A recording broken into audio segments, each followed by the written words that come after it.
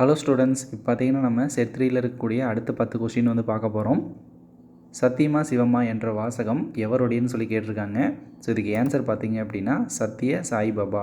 So கொஸ்டின்லேயே பார்த்தீங்கன்னா சத்யா அப்படின்னு சொல்லியிருக்கு. அதனால் நீங்கள் ஆன்சர் ஈஸியாக பண்ணிக்கலாம். அடுத்த கொஸ்டின் பார்க்கலாம். தமிழகத்தில் உள்ள நீலக்குருவி பறவை காணப்படும் இடம் எதுன்னு சொல்லி கேட்டிருக்காங்க. இதுக்கு ஆன்சர் பார்த்தீங்கன்னா கொடைக்கானல். வழங்கும் கரம் என்ற பெயரில் செய்யப்பட்டவர் யார்? இதுக்கு ஆன்சர் பார்த்தீங்கன்னா மதர் தெரேசா.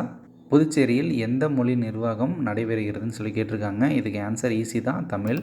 கடந்த 5 ஆண்டுகளில் அதிக மழை பெற்ற மாவட்டம் எதுன்னு சொல்லி கேட்டிருக்காங்க. இதுக்கும் ஆன்சர் ஈஸி தான், நீலகிரி. மகாத்மா காந்தி அவர்களின் பிறந்த தேதி, இதுவும் ரொம்ப ஈஸி தான், அக்டோபர் 2. திருக்குறள் எந்த வகை இலக்கியம்னு சொல்லி கேட்டிருக்காங்க. இதுக்கு பார்த்தீங்கன்னா அற இலக்கியம் அப்படிங்கிறது தான் ஆன்சர். யுனெஸ்கோ உலக பாரம்பரிய கலைகளில் சேர்க்கப்பட்ட தமிழ்நாட்டின் நினைவிடம் எதுன்னு சொல்லி கேட்டிருக்காங்க.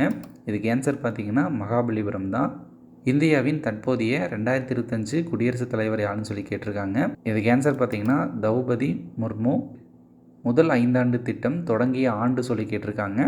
இதுக்குண்டான ஆன்சரை வந்து தெரிஞ்சால் கமெண்ட் பண்ணுங்கள். இந்த வீடியோ பிடிச்சிருந்துச்சு அப்படின்னா சப்ஸ்கிரைப் பண்ணுங்கள். தேங்க்யூ.